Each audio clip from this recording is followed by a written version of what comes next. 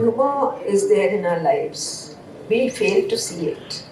And those who can see the humorous side of life survive.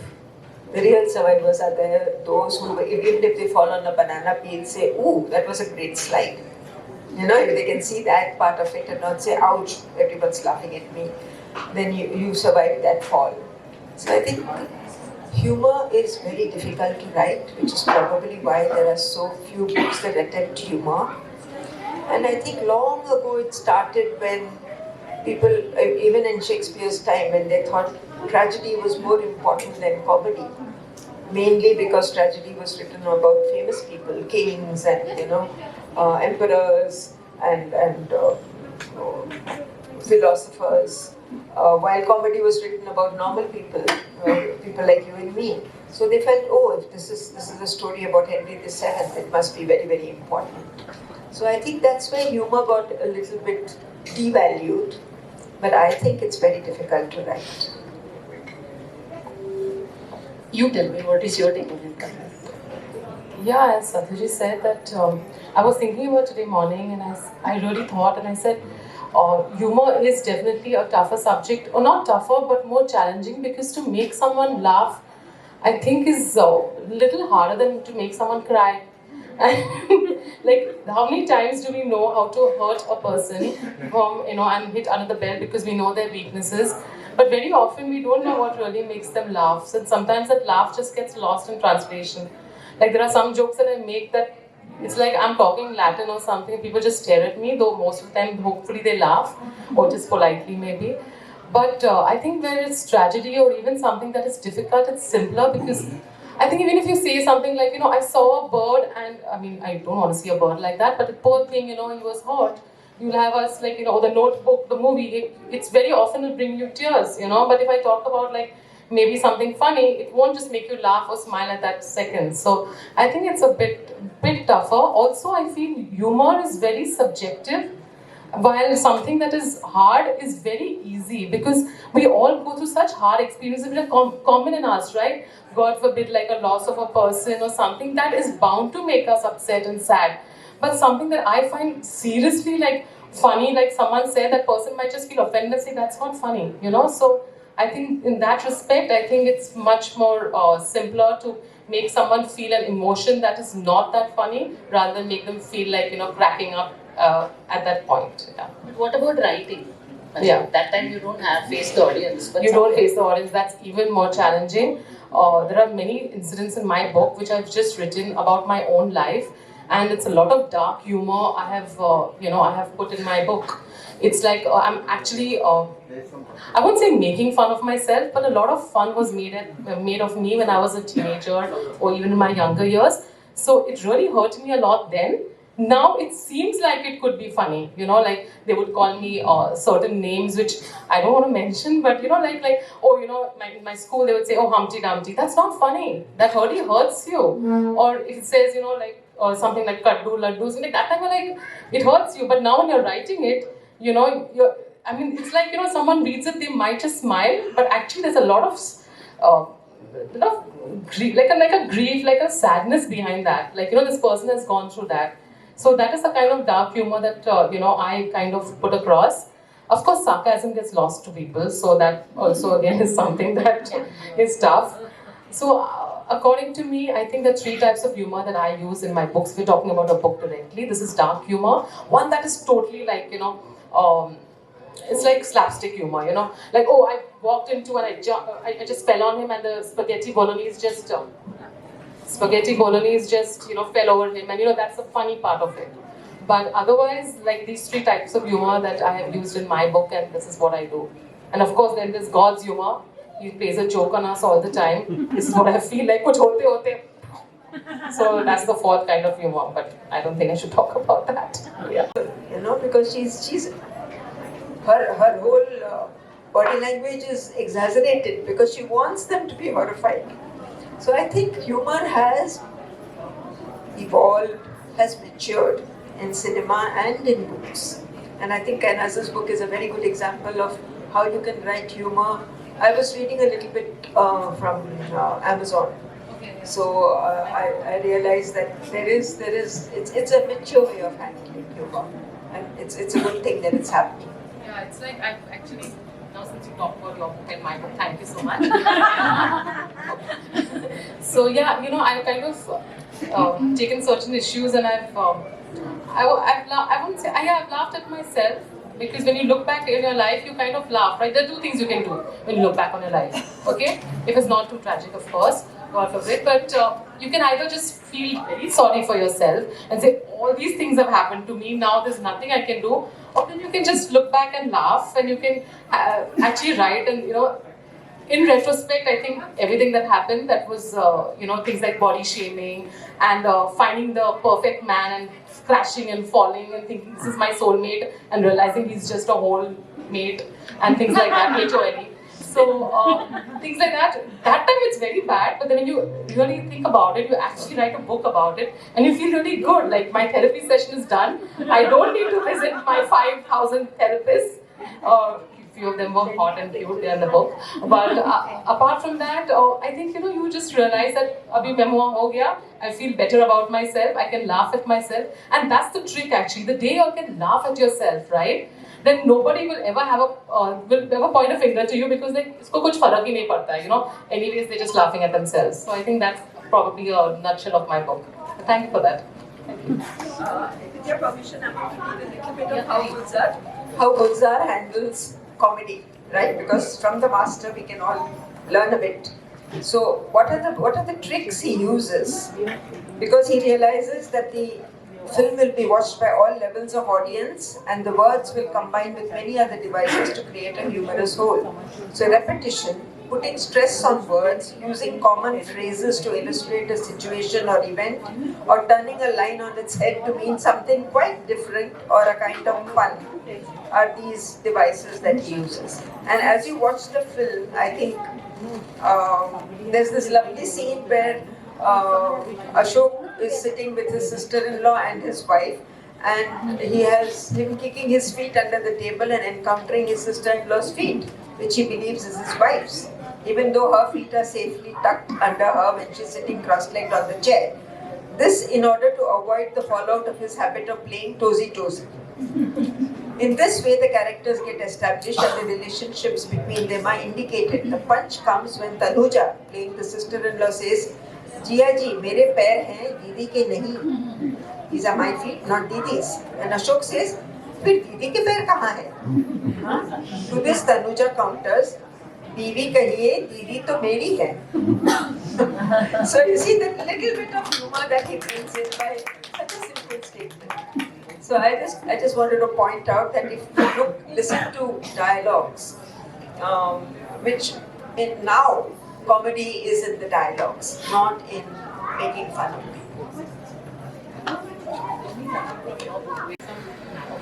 So just from the book, it's on page 214, just open. So quarter of an hour later, I don't know what I'm reading. I paid the cabbie and trampled the cobbled path leading to Trevi. This is in Rome, okay? Unsteady with excitement to meet my lust at first sight in my new black patent leather wedges, which surprisingly gave me no shoe bites. His ponytail had altered into a flowing mane, and he looked dashingly deadly in sleek white pants and a long-sleeved pastel pea shirt that enhanced his... Okay, you won't know this. This is stuff Gujarati in it, okay? It's like Parsi Gujarati, okay? I don't know if you'll understand it. Kadak as gutli paon. You all know that? Okay. It's translated, okay? It's hard as bread, arms. If the stud muffin had been a real muffin, I would have relished him up in a tick. And then he says, "Ciao, amor mio." "Hi, my love," he explained, grabbing me to give me another taste of the morning. But this time he lifted me up from the ground and swept me off my feet, literally. That's tough to sweep me off my feet, but he did it. Should we stop? Like I just randomly by the book. And then what happened? Close your eyes and throw these one by one with your right hand over your left shoulder. Legend says, your wishes will come true. If you toss one coin, you will return to Roma. 2, you will fall in love with an Italian. 3, then you will marry him. Your choice. I stared at him, suddenly wanting to skip the night out and beg him to take me to his house. Marry? Did I hear correctly? No. Whoa, could Gabriel Sorrentino, with these brown leather boots and the sexiest booty in history, be the man of my dreams? So basically, like, you meet anyone that is he the man of my dreams? Well, I'm still single, so you can imagine what happened to Gabriel Sorrentino. But you have to read this chapter. This chapter 16 is hilarious, at least according to me it is. So Goodly Pao left in Rome and she's back here. You know, they were like how she talked about body shaming when we were kissing, and it happened so coincidentally that I wanted to make it called me and he had Chaudhry Chand on my mobile. So he was like, oh God, it's a good omen to make this film. So I rewrote it completely from the new perspective. Saying, आज की तारीख में अगर होता तो क्या होता? It can't be that type का ना, times have changed. So I said, wow, this is great. सब सुना हमने. And you were like, there we are. So then he gets me to meet this one guy. And the guy has got a portfolio. He's like fair, completely fair, with 2 eyes popping out from his friend here, golden hair. And he's got a folio which says this. So मेरे को लगा भाई तू जाएगी नवाब के पास. So I asked him very politely कि ये जो आपने पोस्ट किया है किसने करा है आपको? He said नहीं मैंने खुद किया. I said thank you. Then I went to the producer and said this guy is not Guru Dev, okay? This guy तो बोलेगी नहीं वो चली जाएगी. So he said okay. I said नवाब भी नहीं चाहिए, दूध वाला भी चलेगा. So got up. So next he thinks that I need a macho guy, right? She gets me this guy. मतलब उसको hello बोला तो ऐसे मिलेगा मेरे. So I met this guy and he comes with his father. Father is like very excited. Oh, my son is playing Guru Dutt. Can you hear me? I said, ये तो गुरु तो था ही नहीं. So I asked this guy, आपने देखा है picture? नहीं. So I said, पिताजी आपने पिक्चर देखा है? I said, हाँ. ऐसे आपको पिताजी के रोल में कास्ट किया. I said, नहीं होगा लगा. So after the end of this all, Javed Akhtar ji decided to meet us. So we met him. He loved the storyline. He said, I'm doing this. And Arun Datta said yes. So getting Javed Akhtar on board was like the biggest thing to happen to the film because he understood the pulse. He liked the way it was in today's setting. Everything okay. He said, मैं रानी मुखर्जी को बुला लेता हूँ. Producer says, नहीं रानी नहीं चाहिए. Javed Akhtar literally showed us the door. वो दरवाजा है. वहाँ से right मार के left मार के बाहर वाला. He didn't say it because he's a nice guy, but that was the end of our conversation. After coming out, I asked this guy, आपने हाँ क्यों नहीं बोला रानी मुखर्जी को? He said, हमारे पास रानी मुखर्जी के पैसे नहीं है. I said, ये कल भी yes sir बोल के तो बाहर निकल के कल भी तो मना कर लेते, मिल जाते हैं पैसे. So that is the essence of a good story going into the wrong hands. So suddenly Cruella becomes Manorama. I'd like to end this thing, but before that, I'd like yoga. I'm like, but sure, आ जाओगे इधर है out of the blue. हाँ आ जाऊँगा. Come because he was doing a favor for a friend, and we had this conversation. He was almost doing it and everything, and then he said, "Kind of just want to ask you a question because now I want to know the author, right? I won't have time to read your whole book. So tell me, what is it that makes you write? आपके अंदर क्या है? What makes you write?" So I sat there. I said, God comes in me, and I feel this whole connection, and I write. It just comes. He just sat there. He says, "I don't want to do your launch." I said, "Yo, क्या हुआ? Like what the hell?" I'm like, "Why is he even saying that?" He said, "I don't believe in God. I'm an atheist." I said, "Oh God, of all the things, like 90% people believe in God. Yeah, what are you going to think that Mr. Javed Akhtar is an atheist? So maybe he is. I haven't read about him." So I was really like, God ko kaisa mana? Like, I don't want to do a launch if someone doesn't believe in God and my God and my friend. She was like, become an atheist for now. I said, oh, I understand your perspective, Mr. Akhtar. It can be that way. And then slowly, we warmed him up and he did come for the launch after all. So if you ever go to Mr. Akhtar for anything, please don't mention God. Fine. Like if you're an atheist, you're an atheist. If you're non-veg and I eat veg, I love non-veg. Say whatever you want when you meet people. It's all right. Sorry. He was going to talk about his children. It was a book on fathers writing about their children. And I had broken my arm and I was in a cast, so it used to take me much longer to get ready because this arm was out of order. And I reached about 20 minutes late, so I said, I'm sorry, I'm sorry, Javed Sahab, में caste का problem था. Caste का तो हमेशा problem है. वही late करते हैं हमेशा. So I think since we are talking of humor, I wanted to share that one-liner from him. On that note, thank you.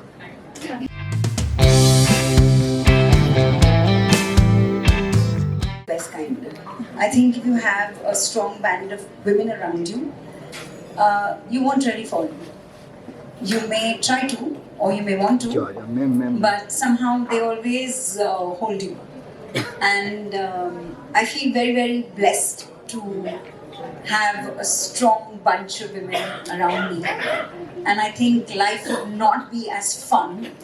You know, a lot of growing up, you always, you have your best friend and you have, and you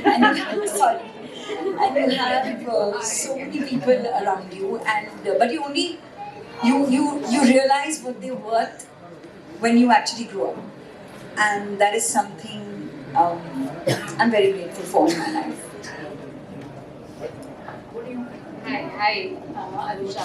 You know, since everyone was talking about Javed Akhtar, and I was last week in a session in Chandigarh, and Javed Saab was there on stage, and he said something about dostiyan, about yariyan and friendships. You know, बेमतलब की दोस्ती. He said something here that वो अच्छा है तो अच्छा है, वो बुरा है तो भी अच्छा है.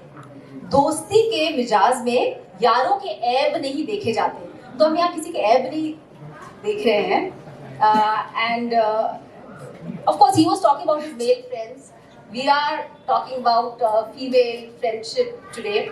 You know, today of course being we are celebrating women. It's that time of the year when everyone remembers that women are part of the workforce and propping up the economy and so on and so forth. And what I feel is that I feel very lucky that I'm here in this room, you know, with so many women who I look up to. And the fact is that, you know, they have won our freedom for us, and they have won our social and economic and legal and sexual freedom for us, and we are celebrating that. And we are celebrating women when they stand with each other. But, you know, there are so many things, the sort of journeys we have, the sort of jobs we do. So I feel that families, spouses, siblings, I think they can only help us to a point. Beyond that, uske aage, you need your own squad, you know, close friends. Not just jiske samne you can vent your feelings, but also, you know, where you can articulate your ambitions. So, without being judged. So I think articulating your ambitions is a very important thing, and that can easily happen. That happens more, at least with me. That's happened when I have been with my close friends. Because, you know, and this is a very general thing, I don't think that family and spouses and siblings, they don't want to help you in your journey. It's not they are unwilling. I think they're simply unable to understand your motivations most of the time, why you're doing what you're doing. You know, and also, and this is again a very general thing I'm saying, maybe most families are not like that. But I think families have a stake in you not disturbing the status quo. You see, and you not rocking the boat. लेकिन if आप journey में निकल रहे हो तो boat तो rock होगी. You see, and so you need your tribe to be there so that they can extend that lifeline when you are tossed out.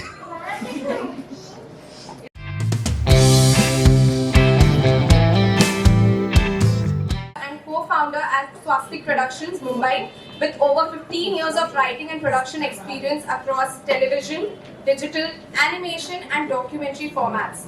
The day before today is her debut collection of short fiction, mother to 2 children, 2 dogs and occasional reptilian visitor. Gayatri enjoys her morning tea brewed with tales of the dark kind. Please, a big round of applause.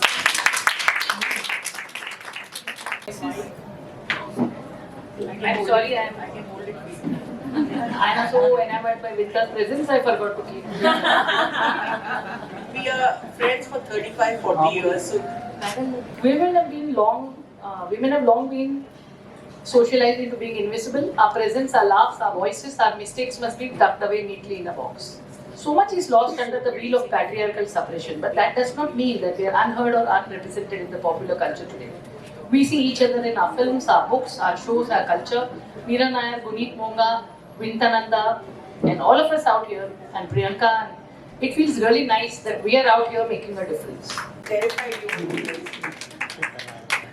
So yeah, I mean, like as women writers, obviously we deliver to a narrative which has been pushed at the background for too long, over centuries, etc. Which is why we also kind of we are all building up that narrative. I think today's evening goes to prove that all the authors here and writers here who are talking about their works, whether it's humor, whether it's tragedy, whether it's drama, comedy, whatever genre it is, it's like actually pushing our way to get a seat on the table. So in that sense, I think we are really making a big difference. And I would imagine you guys are much younger, but Anusha and me come from a place where there were just a handful of women in the industry at the time when we started. So even that would make a massive difference. Vajra would remember those days. A little later, of course, she's also younger. So having said that, when we come to popular culture, now that's where this conundrum exists, you know, in the sense that pop culture is supposed to be young. No, that's not true. You know, at my age, I'm going to be 60 this year. I'm more pop in many ways than I see very many young people. So I think there's a problem here which needs addressing, and maybe this panel can help us understand this. As to being modern and being with it and being, at level with the times that you are living in, it has nothing to do with age. We actually thrust this responsibility of being modern on kids, which also is not fair on them. And we snatch away modernity from people as they grow older. Especially women, you know, and when they are in their 40s and 50s, we start calling them has-beens, which is unfortunate. So that's my point of view on the whole thing. And thank you, Vinta, for that. It's quite interesting the point that you made about older women, their representation in popular culture, in stories, be it TV serials or in movies or web series now, or books. It's changing. I think pop culture basically captures a bit of what's going on in society. It doesn't stand out in isolation, and whether it captures it fast enough or not, that's always the question. And sometimes, of course, you overlook it to suit a certain narrative or agenda or whatever. But to my mind, one of the interesting things is that I feel, and now we see that changing. I don't know if that changes happen fast enough or not, but in the movies, we saw a lot of, the image of women as the mother, which was the strongest. Nargis, Mother India is something we all remember as an epitome, and it's sort of reinvented in different ways time and again. That was one. We've had the modern Indian women, different versions of it. We are seeing a lot more of it now, especially through, I think television kind of captured the common woman. You know, आम आदमी की हम बहुत बात करते हैं, आम औरत की बात बहुत कम होती है. I think television captured that very effectively. Probably a little dramatized. Vinta, you did some fantastic work out there. And Tara was, I think, one of the early modern breakout women characters which we admire, we like to watch, and we wanted to emulate, you know. And now I think it's moved beyond in the post-truth era and whatnot. And I think it's an evolving process. We're seeing, like in my book, which I've written, which is a short story, which is collection of short stories set in Bollywood. The female characters are not archaic, you know, whether they're old or whether they're young. It's of course it's the world that is being set, but the female characters, I think, I've strived to make them thinking people who have their own agency. They think for themselves about the situation that they're in. They're not all in perfect situations. Some are beautiful, some not so much, some are in a position of power, you know, but they think for themselves. And they may sort of accommodate the masculine thinking, the men in their lives, in achieving what they want. And I think that's somewhere where the modern woman is, and we are seeing bits and bobs of that within the popular culture.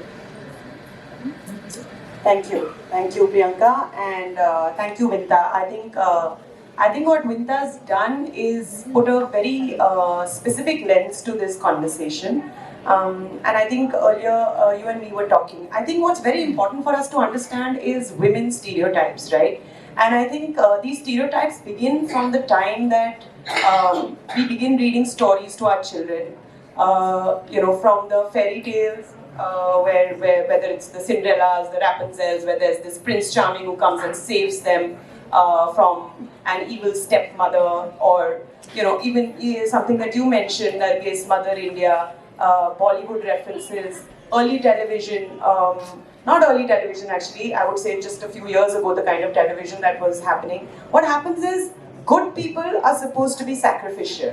Good people are not supposed to be selfish. Good people are supposed to be so moral that they can't have sexual desires, they should not be drinking alcohol, they can't be smoking cigarettes. So the thing is, with women, we associate morality with the goodness of a person. Age, like Vinta said, so a good older person needs to behave a certain way. Vinta certainly doesn't behave that way. And she's a fabulous person, Producer, and I think she's the producer of my film Shout, and I think she had to really, through the last 3-4 years, keep saying, Vinta, behave yourself, behave your age. No, but it's so important for us to not behave our age. Why should we behave our age? Are men behaving their age? They're not. So why should we be constantly being told, because I'm a mother, I've got 2 children, I need to behave a certain way? Who are you to decide how I behave? I will behave the way I want to behave. And the narratives are changing. We are the people who are sitting here, the books that we are writing, the films that we are making. We just made a fabulous film which we hope all of you will watch. The kind of pop culture that we create, we are the creators, right? That pop culture will destroy these stereotypes, and that's what will bring about that change. जो गया सो गया, वो हम अब नहीं बदल सकते. We can't change our interpretation of माँ तो ऐसी ही होती है. माँ सिर्फ ऐसी नहीं होती है. बहुत टाइप की माँ होती है इस दुनिया में, और सारी माँ बहुत cool होती हैं. It's important for us to understand that. And if we start to think of women as being cool people, grandmoms are cool, sisters are cool. If granddads who drink and do cheers with their granddaughters are cool, then grandmoms who do shots are also cool. So we have to make them cool. So I think that's what I would say. Magazine 5 times over. So at the end of it, finally I told the guy, उनको बोल देना मैं जा रही हूँ, कल मिल लेते हैं दिन में. So finally we had a meeting. So I'm very sorry, she had got cake for me. ठीक है, मैंने तो खा लिया. So after that he tells me, oh, it must be very late. Your husband must be waiting for you. I said, no, I'm divorced. Oh, that's very sad. You have children? I said, yeah. So he says, oh, how many children? I said, now you won't get married again. I said, why? How do you manage? I said, I have a boyfriend. He's 17 years younger than me. We have great sex. आप बताइए ना. नहीं नहीं, मेरा मतलब वो नहीं था. मैंने बोला मेरा मतलब वही था. आप बताइए. So the point is not what the guy says. मैंने एक चीज I tell all my people. As the brand custodian, सवाल जो भी आए वो आता नहीं है कैमरे में, जवाब वही देना जो देने का. So what do you think? Are you having an affair? This atmosphere is very beautiful. I like the way we are sitting here. खत्म हो गया answer. Okay, तो change the narrative. Go somewhere else. He will like that narrative. He will go and pick up your point. But you don't have to answer all the questions in your life. On camera and off camera. If somebody has a stupid question, give him a stupid answer. Or just knock his face with your hands in your pocket. So it's a very simple way to handle yourself. No? Feel empowered. Look at the rat and tell the rat. That's it. खत्म हो गया बात. So that is something we have to build in ourselves. And when we build in ourselves, we get empowered by reading. Like when I read Edith Clayton, there were so many tales that were so beautiful. But there was a green goblin chair. For months I couldn't sit on a chair which I had the yard. I used to think मेरे को लेके भाग जाएगा.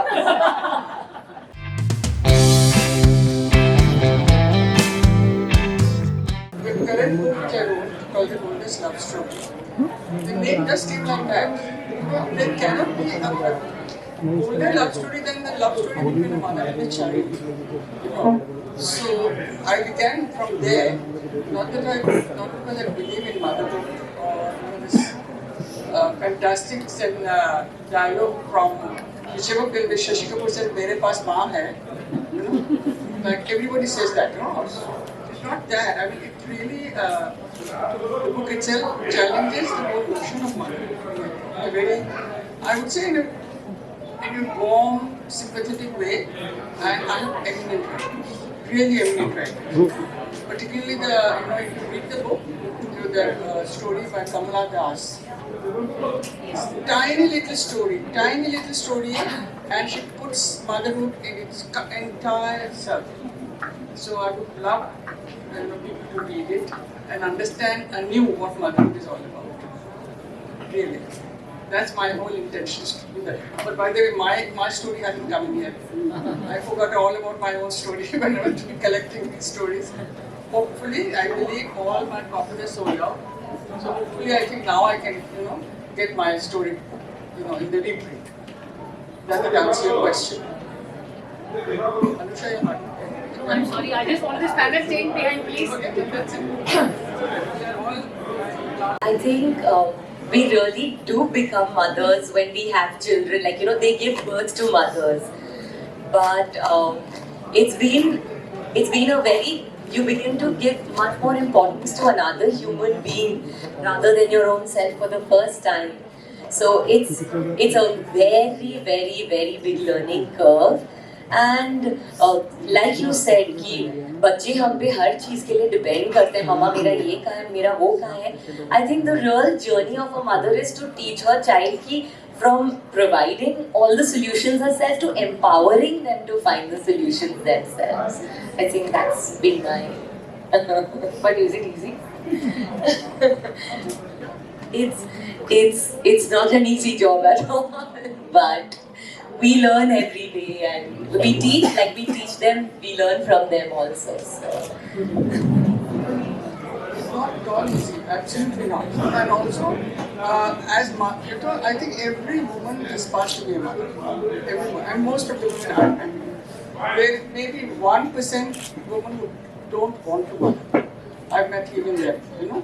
But then there is some vacancy in their life that they haven't become mothers. So that aspirational thing is very, very strong in women, I think. We all know. Sometimes we become mothers by accident. Like I became a mother without even knowing what motherhood is like. Okay. And as we were talking about wicked women in the earlier, not all mothers are angels. We have to realize that. You know, some of our mothers are, you know, God forbid, mothers like that. They are not maternal, they are not loving, they are not affectionate.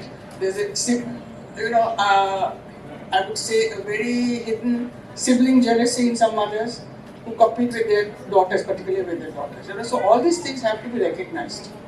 And I think the book, again I come back to the book because I think most of it is taken care of in that book. You know, lots of aspects of mothering and the challenges of mothering. In fact, my first book was called Janani, Mother's Daughter's Mother.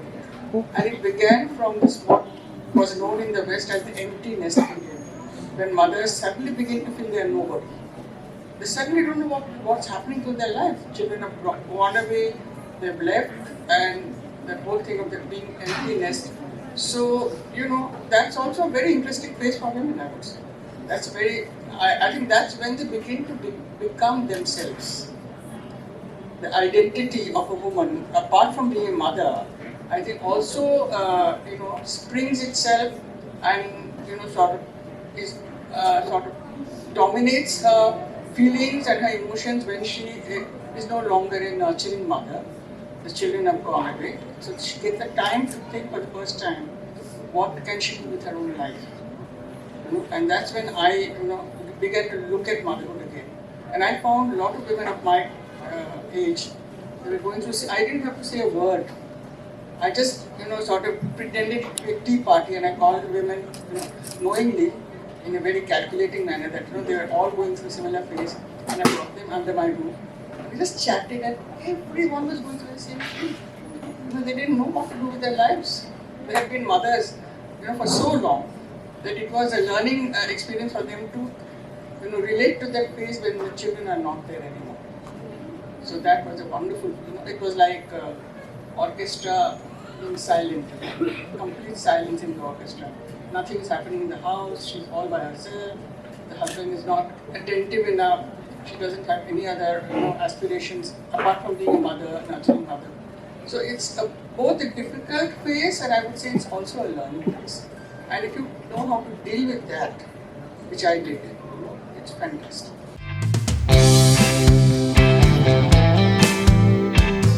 The representation of women. See, I think we've come. I'll speak to my genre. I think we've come a long way since Kitty in Karamchand, who was perpetually asked to shut up. From there to say Fleabag has been like a remarkable journey, where now we are privy to the inner thoughts and workings of a woman's mind, which can be weird, which can be loving, which can be extremely humorous, and also sometimes very, very insecure, right? So I think representation of women in a more accurate way has definitely improved over the years. I think we are being now seen as entire human beings instead of sexy lamps that like a hero can look at and like feel cool about. So I think it's definitely improved over the years. But I think in a previous panel somebody was talking about women writers writing characters and how they are different. So I think a lot of that also has to do with more women writers entering pop culture, the improvement in representation, because I think men written by women are cooler, women written by women are realer. So yeah. What about you? How do you feel since you're the one the pen woman in a Well, I've been writing about women ever since I can remember, ever since I actually started out my writing career as a journalist, and it was a very wrong choice because I hated all of the 2 years that I was a journalist. But at the same time, it also gave me a lot of clarity that I wanted to write about women. And therefore, my 2 collections of short stories, which came out before my television career, were specifically stories where women take center stage. Thematically, I was very, very taken up with the lives of women. And then, of course, television happened to me. When I started out, the first show, the first daily that I got to write was about a woman whom I could fairly easily identify with. She was an urban woman, she was a career person, she wanted to have an identity of her own. So this was a show called Astitva. And I related to her, so it was, I would say, a bit of a cakewalk writing this show. But I would say my real sort of growth as a writer who is fascinated with the lives of women happened with a show like Balika Vadhu, where the entire the setting, the characters, the world, the psychology, the conservative sort of mindset of most of the characters was very, very difficult for me to relate to, was very difficult to find that connect with. But that's also, it's like, as thinking women, all of us realize that the biggest challenges are those which make you grow the most. So I think that's what happened with my last show. And so if you're asking me about writing about women, in my own little way, depending on which medium I am writing for, I try my best to have an author's voice. It's not just hurtling from one episode to another, trying to figure out what can make an audience sit at the edge of their seat. There is always subliminally a certain voice that I try very hard to speak in, which is about women. Sometimes I succeed, many a time I fail, but I'll keep trying. That's something that's very exciting about women authors only. I think women tend to bring empowerment in their words, even if they're not able to bring it into the scene per se, somewhere inside, it's always an inset. Personally, I had a lot of growth after watching her show. I used to tell everything that my sons asked me, "Jatari bindini leya." So, which is one of the reasons why my sons felt ye show nahi dekhna chahiye.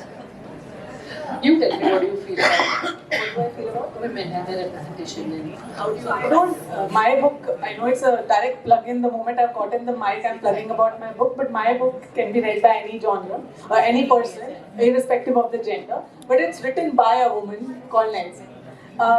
As far as saying empowerment and all that. I believe that women are already empowered. We don't need empowerment. We just need to be heard and understood. Our voice needs to be amplified, and that's what we are doing right now. Another thing that I feel there's a lot of work done, as Riddhi was rightly mentioning about toxic femininity. I personally believe that the way we look at women needs to change. We say that women fix each other crown and all that, but there's a lot of work that needs to be done, right? As how women support women. There is this thing called tightrope bias, right? If a woman speaks her mind, immediately people say, oh my god, she's so bossy, oh my god, she speaks her mind. But when the same thing is said by a man, we'll be like, he's so clear, his vision is so clear, oh my god, I'm so impressed. So I think women empowerment should be seen differently. I feel we are empowered.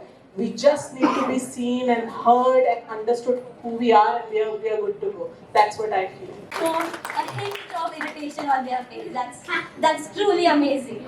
And I'd like to thank Ajay Magu for bringing us all together here. Without him, I don't think any of us would be doing what we are doing. He has more energy than all of us put together. As I said, a strong woman right there. So you know.